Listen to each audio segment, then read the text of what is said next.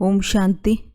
ಇಂದಿನ ದಿನಾಂಕ 19/12/2023. ಮಧುರ ಮಕ್ಕಳೇ, ಸರ್ವೀಸಿನ ವೃದ್ಧಿಗಾಗಿ ಹೊಸ ವಿಧಾನಗಳನ್ನು ರಚಿಸಿ ಹಳ್ಳಿಗೆ ಹೋಗಿ ಸರ್ವೀಸ್ ಮಾಡಿ. ಸರ್ವೀಸ್ ಮಾಡುವುದಕ್ಕಾಗಿ ಜ್ಞಾನದ ಪರಾಕಾಷ್ಠತೆ ಬೇಕಾಗಿದೆ. ಪ್ರಶ್ನೆ: ಬುದ್ಧಿಯಿಂದ ಹಳೆಯ ಪ್ರಪಂಚವನ್ನು ಮರೆಯಲು ಸಹಜವಾದ ಯುಕ್ತಿ ಯಾವುದಾಗಿದೆ? ಉತ್ತರ: ಮನೆಯನ್ನು ಪರಮಧಾಮ ಪದೇ ನೆನಪು ಮಾಡಿ. ಈಗ ಈ ಮೃತ್ಯು ಲೋಕದಿಂದ ಲೆಕ್ಕಾಚಾರವನ್ನು ಮುಗಿಸಿಕೊಂಡು ಅಮರ ಲೋಕಕ್ಕೆ ಹೋಗಬೇಕೆನ್ನುವ ಬುದ್ಧಿ ಇರಬೇಕು. ದೇಹದಿಂದಲೂ ಭಿಕ್ಷುಕ, ಈ ದೇಹವು ನನ್ನದಲ್ಲ. ಈ ಅಭ್ಯಾಸವಿದ್ದಾಗ ಹಳೆಯ ಪ್ರಪಂಚವು ಮರೆತು ಹೋಗುತ್ತದೆ. ಈ ಹಳೆಯ ಪ್ರಪಂಚದಲ್ಲಿರುತ್ತಾ ತಮ್ಮ ಸ್ಥಿತಿಯನ್ನು ಪರಿಪಕ್ವ ಮಾಡಿಕೊಳ್ಳಬೇಕು. ಏಕರಸ ಸ್ಥಿತಿಗಾಗಿ ಪರಿಶ್ರಮ ಪಡಬೇಕಾಗುತ್ತದೆ. ಗೀತೆ.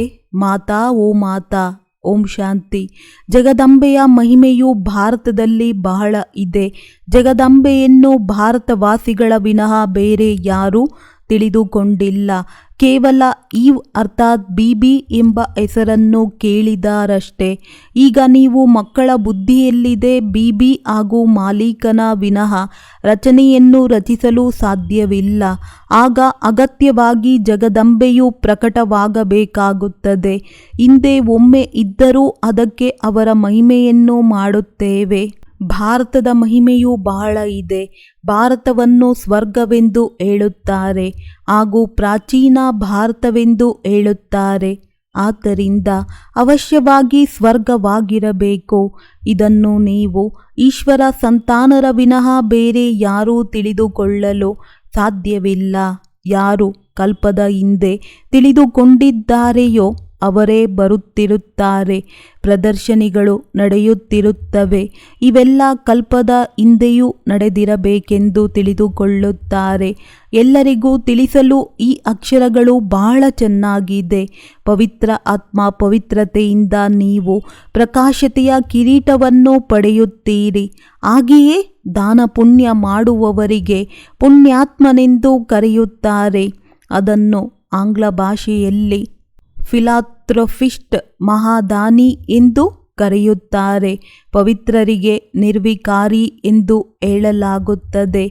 ಹೀಗೆ ಭಿನ್ನವಾದ ಅಕ್ಷರಗಳಿವೆ. ಭಾರತದಲ್ಲಿ ಬಹಳ ದಾನ ಪುಣ್ಯ ಮಾಡುತ್ತಾರೆ. ಆದರೆ ವಿಶೇಷವಾಗಿ ಗುರುಗಳಿಗೆ ದಾನ ಮಾಡುತ್ತಾರೆ. ಅವರಿಗೆ ಪವಿತ್ರ ಆತ್ಮನೆಂದು ಹೇಳಬಹುದು, ಆದರೆ ಪುಣ್ಯಾತ್ಮನೆಂದು ಹೇಳಲಾಗುವುದಿಲ್ಲ. ಅವರು ದಾನ ಪುಣ್ಯ ಮಾಡುವುದಿಲ್ಲ, ಆದರೆ ದಾನ ಪುಣ್ಯವನ್ನು ತೆಗೆದುಕೊಳ್ಳುತ್ತಾರೆ. ಈಗ ಇವೆಲ್ಲವುಗಳಿಂದ ಬುದ್ಧಿಯೋಗವನ್ನು ತೆಗೆದು ಒಬ್ಬ ತಂದೆಯೊಂದಿಗೆ ಜೋಡಿಸಬೇಕು. ಆದುದರಿಂದ ತಂದೆಯು ಇವೆಲ್ಲವೂ ಸರಿಯಿಲ್ಲವೆಂದು ಹೇಳಬೇಕಾಗುವುದು. ಆದರೆ ನಾನು ಇವರೆಲ್ಲರ ಉದ್ಧಾರವನ್ನು ಮಾಡಲು ಬರುತ್ತೇನೆ. ನೀವು ಜ್ಞಾನ ಸಾಗರನಿಂದ ಬಂದಿರುವಂತಹ ಜ್ಞಾನ ಗಂಗೆಯರಾಗಿದ್ದೀರಿ. ವಾಸ್ತವದಲ್ಲಿ ಗಂಗೆ ಎಂಬ ಶಬ್ದವೂ ಸಹ ಸರಿಯಿಲ್ಲ, ಆದರೆ ಗಾಯನವಿದೆ. ಆದುದರಿಂದ ಹೋಲಿಸಲಾಗಿದೆ. ತಂದೆಯು ಬಂದು ಹಳೆಯ ಜಗತ್ತಿನ ಹಳೆಯ ಎಲ್ಲ ವಸ್ತುಗಳನ್ನು ಹೊಸದನ್ನಾಗಿ ಮಾಡುತ್ತಾರೆ. ಸ್ವರ್ಗವು ಹೊಸ ವಸ್ತುವಾಗಿದೆ. ಹೊಸ ವಸ್ತುವಿನ ಸಮಾಚಾರವನ್ನು ತಂದೆಯೊಬ್ಬರೇ ತಿಳಿದುಕೊಂಡಿದ್ದಾರೆ. ಪ್ರಪಂಚದವರು ತಿಳಿದುಕೊಂಡಿಲ್ಲ. ಭಗವಾನುವಾಚ.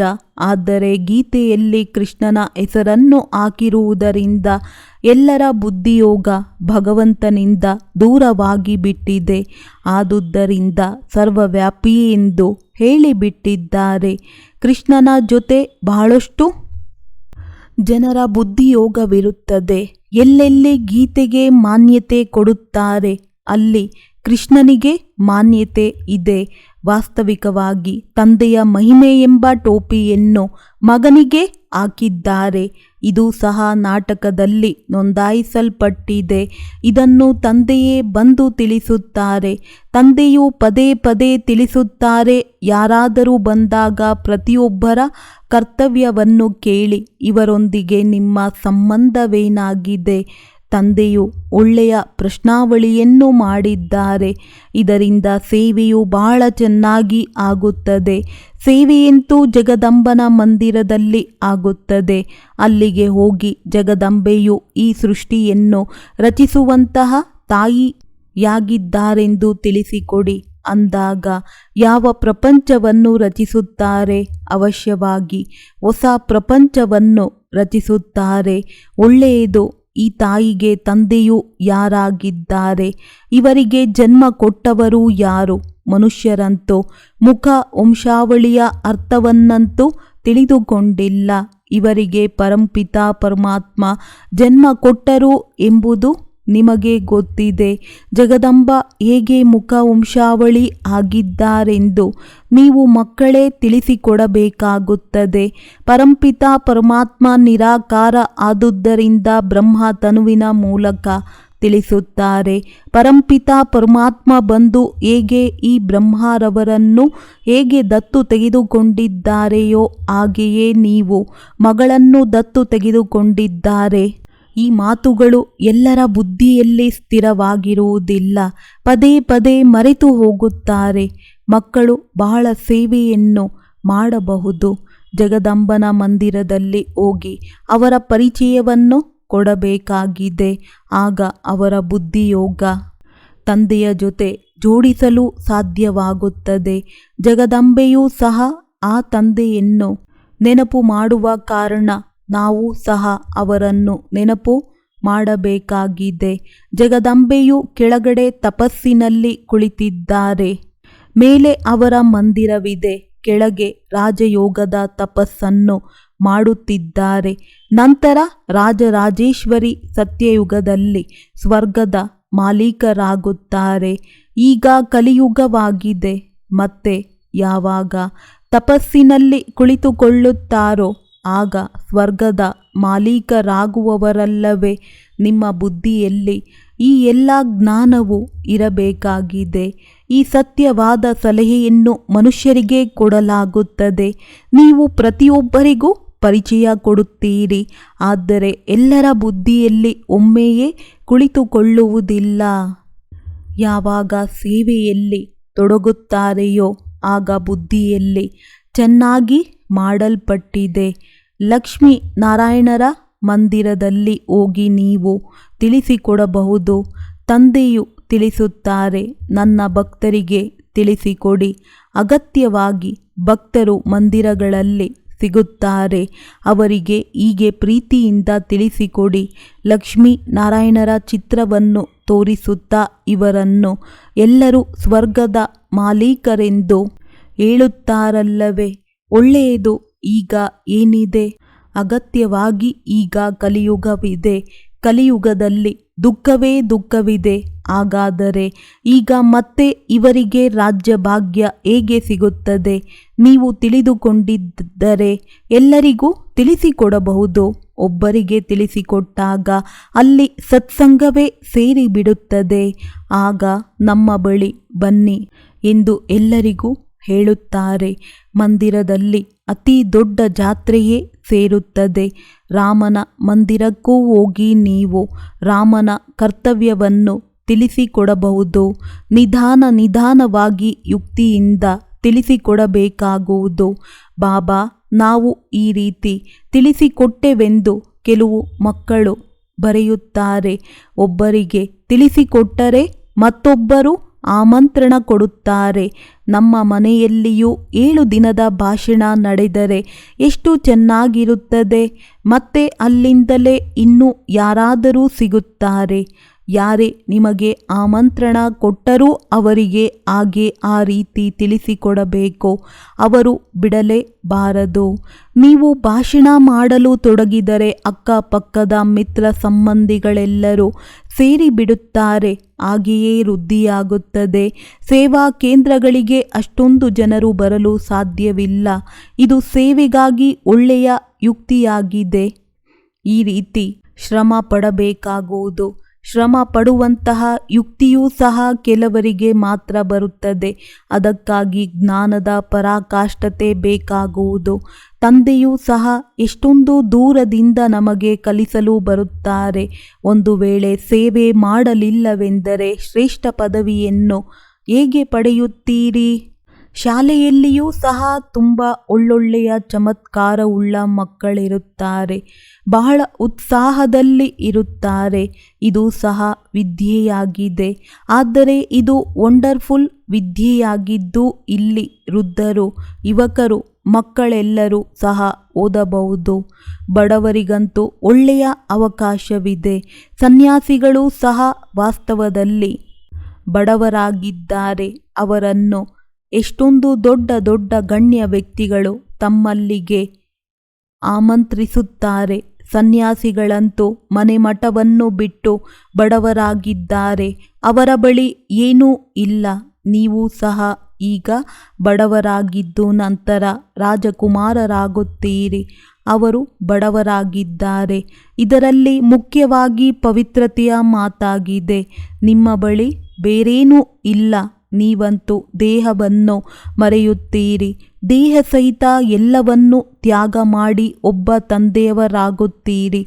ಎಷ್ಟು ಒಬ್ಬ ತಂದೆಯನ್ನು ನೆನಪು ಮಾಡುತ್ತೀರೋ ಅಷ್ಟಷ್ಟು ಧಾರಣೆಯಾಗುತ್ತಿರುತ್ತದೆ. ನಾವು ತಂದೆಯ ಬಳಿಗೆ ಹೋಗಬೇಕು. ಈ ಹಳೆಯ ಪ್ರಪಂಚದ ಚಿಂತೆಯನ್ನೇಕೆ ಮಾಡಬೇಕು? ಎಲ್ಲಿಯವರೆಗೆ ಈ ಪರಿಪಕ್ವ ಸ್ಥಿತಿ ಇರುವುದಿಲ್ಲವೋ ಅಲ್ಲಿಯವರೆಗೆ ಈ ಹಳೆಯ ಪ್ರಪಂಚ ಹಾಗೂ ಈ ಹಳೆಯ ಶರೀರದಲ್ಲಿಯೇ ಇರುತ್ತೇವೆ. ಈಗ ನೀವು ಗೃಹಸ್ಥ ವ್ಯವಹಾರದಲ್ಲಿದ್ದು ಪವಿತ್ರರಾಗಬೇಕು. ಈ ಮೃತ್ಯು ಲೋಕದಿಂದ ನಿಮ್ಮ ಲೆಕ್ಕಾಚಾರ ಸಮಾಪ್ತಿಯಾಗುತ್ತದೆ. ಈಗ ಅಮರ ಲೋಕಕ್ಕೆ ಹೋಗಬೇಕು. ಮನೆಯನ್ನು ಪದೇ ಪದೇ ನೆನಪು ಮಾಡುವುದರಿಂದ ಹಳೆಯ ಪ್ರಪಂಚವು ಮರೆತು ಹೋಗುತ್ತದೆ. ಗೀತೆಯಲ್ಲಿ ತಂದೆಯು ಏನು ಹೇಳಿದ್ದಾರೆ ಎಂದು ಹೇಳಿ. ಭಗವಂತನಿಗೆ ತಂದೆ ಎಂದು ಹೇಳಲಾಗುವುದು. ನಿರಾಕಾರ ತಂದೆಯು ಹೇಳುತ್ತಾರೆ, ನನ್ನೊಬ್ಬನನ್ನೇ ನೆನಪು ಮಾಡಿ. ಯೋಗ ಅಗ್ನಿಯಿಂದ ನಿಮ್ಮ ವಿಕರ್ಮ ವಿನಾಶವಾಗುತ್ತದೆ. ಕೃಷ್ಣನು ಈ ರೀತಿ ಹೇಳಲು ಸಾಧ್ಯವಿಲ್ಲ. ಇದು ಭಗವಂತನ ಮಹಾವಾಕ್ಯವಾಗಿದೆ. ಈ ಹಳೆಯ ಪ್ರಪಂಚ ಹಾಗೂ ಹಳೆಯ ಶರೀರವನ್ನು ಬಿಡಿ. ದೇಹಿ ಅಭಿಮಾನಿಯಾಗಿ ನಿರಂತರ ತಂದೆಯನ್ನು ನೆನಪು ಮಾಡಿ. ಭಗವಂತನು ನಿರಾಕಾರನಾಗಿದ್ದಾರೆ.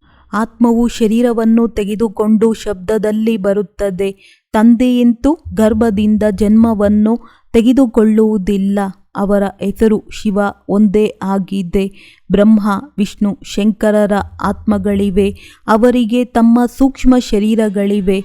ಇವರಾಗಿದ್ದಾರೆ ನಿರಾಕಾರ ಪರಂಪಿತ ಪರಮಾತ್ಮ. ಅವರ ಹೆಸರಾಗಿದೆ ಶಿವ. ಅವರು ಜ್ಞಾನ ಸಾಗರರಾಗಿದ್ದಾರೆ. ಬ್ರಹ್ಮ, ವಿಷ್ಣು, ಶಂಕರರಿಗೆ ರಚಯಿತನೆಂದು ಹೇಳಲಾಗುವುದಿಲ್ಲ. ಒಬ್ಬ ನಿರಾಕಾರನಿಗೆ ಮಾತ್ರ ರಚಯಿತನೆಂದು ಹೇಳಲಾಗುವುದು. ಹಾಗಾದರೆ ಅವರು ಈ ಸಾಕಾರಿ ರಚನೆಯನ್ನು ಹೇಗೆ ರಚಿಸಿದರು? ಆದುದರಿಂದ ಬ್ರಹ್ಮನ ಮುಖಾಂತರ ಬಂದು ತಿಳಿಸಿಕೊಡುತ್ತಾರೆ. ಕೃಷ್ಣನ ಮುಖಾಂತರ ತಿಳಿಸಲು ಆಗುವುದಿಲ್ಲ. ಬ್ರಹ್ಮನ ಕೈಯಲ್ಲಿಯೇ ವೇದಶಾಸ್ತ್ರಗಳನ್ನು ತೋರಿಸುತ್ತಾರೆ. ಬ್ರಹ್ಮನ ಮುಖಾಂತರ ಸ್ಥಾಪನೆ ಎಂಬ ಗಾಯನವಿದೆ. ಬ್ರಹ್ಮನ ಮುಖಾಂತರ ಸರ್ವಶಾಸ್ತ್ರಗಳ ಸಾರವನ್ನು ತಿಳಿಸುತ್ತಾರೆ. ನಿರಾಕಾರ ಸಾಕಾರನ ಮುಖಾಂತರ ತಿಳಿಸುತ್ತಾರೆ. ಈ ಮಾತುಗಳನ್ನು ಚೆನ್ನಾಗಿ ಧಾರಣೆ ಮಾಡಬೇಕು. ಭಗವಾನುವಾಚ, ನಾನು ರಾಜಯೋಗವನ್ನು ಕಲಿಸುತ್ತೇನೆ. ವಿನಾಶಕ್ಕೆ ಮೊದಲು ಅಗತ್ಯವಾಗಿ ಸ್ಥಾಪನೆಯಾಗಬೇಕು. ಮೊಟ್ಟ ಮೊದಲು ಸ್ಥಾಪನೆ ಬಹಳ ಸ್ಪಷ್ಟವಾಗಿ ಬರೆಯುತ್ತಾರೆ. ಬ್ರಹ್ಮನ ಮೂಲಕ ಸೂರ್ಯವಂಶಿ ರಾಜಮನೆತನದ ಸ್ಥಾಪನೆ. ಈ ಬರಹದಲ್ಲಿ ಬಹಳ ಒಳ್ಳೆಯ ರಹಸ್ಯವಿದೆ. ಆದರೆ ಯಾರಾದರೂ ಶ್ರಮಪಟ್ಟು ಸೇವೆಯಲ್ಲಿ ತೊಡಗಬೇಕೋ? ಹೀಗೆ ಸೇವೆಯಲ್ಲಿ ತೊಡಗಿದಾಗ ಬಹಳ ಮಜಾ ಬರುತ್ತದೆ. ಮೊಮ್ಮ ಬಾಬಾರವರಿಗೂ ಸಹ ಸೇವೆಯಲ್ಲಿ ಬಹಳ ಮಜಾ ಅನಿಸುತ್ತಿತ್ತು. ಮಕ್ಕಳು ಸಹ ಸೇವೆ ಮಾಡಬೇಕಾಗಿದೆ. ಮೊಮ್ಮಾರವರನ್ನಂತೂ ಮಂದಿರಕ್ಕೆ ಕರೆದುಕೊಂಡು ಹೋಗಲಾರಿರಿ. ಮೊಮ್ಮಾರವರಿಗೆ ಬಹಳ ಮಹಿಮೆ ಇದೆ. ಮಕ್ಕಳಂತೂ ಹೋಗಲೇಬೇಕಿದೆ. ಬಾಬಾ ಹೇಳುತ್ತಾರೆ, ವಾನಪ್ರಸ್ಥಿಗಳ ಬಳಿ ಹೋಗಿ ಹೀಗೆ ಕೇಳಿ ತಿಳಿಸಿಕೊಡಬೇಕು. ನೀವು ಎಂದಾದರೂ ಗೀತೆಯನ್ನು ಅಧ್ಯಯನ ಮಾಡಿದ್ದೀರಾ? ಗೀತೆಯ ಭಗವಂತ ಯಾರು? ಭಗವಂತ ಒಬ್ಬರೇ, ನಿರಾಕಾರ. ಸಾಕಾರರಿಗೆ ಭಗವಂತ ಎಂದು ಹೇಳಲು ಸಾಧ್ಯವಿಲ್ಲ. ಭಗವಂತ ಒಬ್ಬರೇ ಆಗಿದ್ದಾರೆ. ಹೀಗೆ ಸೇವೆಯಲ್ಲಿ ಬಹಳ ವಿಚಾರ ಸಾಗರ ಮಂಥನ ನಡೆಯುತ್ತಿರಬೇಕು. ಅಭ್ಯಾಸ ಮಾಡಿ ಹೊರಗೆ ಹೋಗಿ ಪ್ರಯತ್ನ ಪಡಬೇಕು. ಜಗದಂಬನ ದರ್ಶನ ಮಾಡಲು ಪ್ರತಿನಿತ್ಯ ಬರುತ್ತಾರೆ. ತ್ರಿವೇಣಿಗೂ ಬಹಳ ಜನ ಹೋಗುತ್ತಾರೆ. ಅಲ್ಲಿಗೆ ಹೋಗಿ ಸೇವೆ ಮಾಡುತ್ತಾ ಭಾಷಣ ಮಾಡಿದರೆ ಬಹಳ ಜನ ಸೇರುತ್ತಾರೆ. ನಿಮಂತ್ರಣವನ್ನು ಕೊಡುತ್ತಿರುತ್ತಾರೆ. ನಮ್ಮ ಬಳಿ ಬಂದು ಸತ್ಸಂಗವನ್ನು ಮಾಡಿ. ಬಾಬಾ ಮೊಮ್ಮಾರವರಂತೂ ಎಲ್ಲಿಗೂ ಹೋಗಲು ಸಾಧ್ಯವಿಲ್ಲ. ಮಕ್ಕಳು ಹೋಗಲು ಸಾಧ್ಯವಿದೆ. ಬಂಗಾಳದಲ್ಲಿ ಕಾಳಿಯ ಮಂದಿರವಿದೆ. ಅಲ್ಲಿಯೂ ಬಹಳ ಸರ್ವೀಸ್ ಮಾಡಲು ಸಾಧ್ಯ. ಕಾಳಿ ಯಾರು? ಇದರ ಬಗ್ಗೆ ಭಾಷಣ ಮಾಡಿ. ಆದರೆ ಸಾಹಸವಿರಬೇಕಾಗಿದೆ. ತಂದೆಗೆ ತಿಳಿದಿದೆ, ಯಾರು ಹೇಗೆ ತಿಳಿಸಲು ಸಾಧ್ಯ? ಯಾರಲ್ಲಿ ದೇಹಾಭಿಮಾನವಿದೆ ಅವರು ಏನು ಸರ್ವೀಸ್ ಮಾಡಲು ಸಾಧ್ಯ? ಸರ್ವೀಸಿನ ಪ್ರತ್ಯಕ್ಷ ಪ್ರಮಾಣವನ್ನು ನೀಡುವುದಿಲ್ಲ. ಸರ್ವೀಸನ್ನು ಸಂಪೂರ್ಣ ಮಾಡುವುದಿಲ್ಲವೆಂದರೆ ತಂದೆಯ ಹೆಸರನ್ನು ಕೆಡಿಸುತ್ತಾರೆ.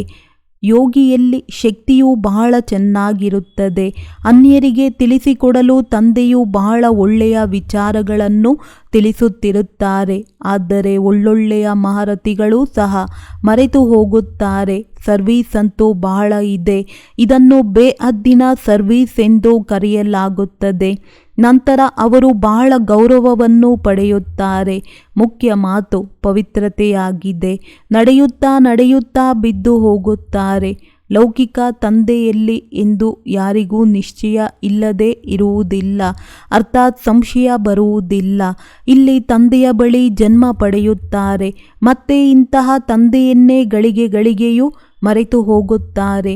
ಏಕೆಂದರೆ ಇವರು ವಿಚಿತ್ರ ತಂದೆಯಾಗಿದ್ದಾರೆ. ಇಂತಹ ತಂದೆಗೆ ಚಿತ್ರವಿಲ್ಲ.